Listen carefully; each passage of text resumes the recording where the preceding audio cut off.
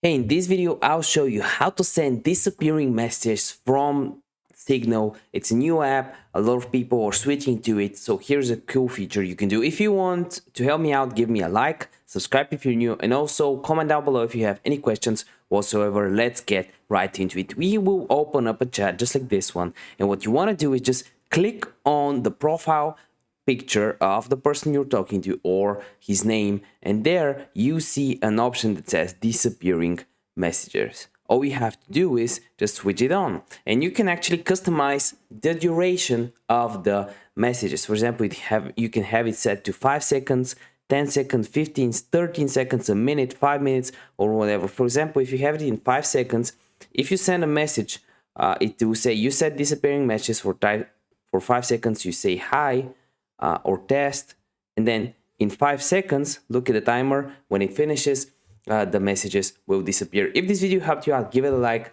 and I have a lot of tutorials just like this on the channel. See you in the next video. Bye.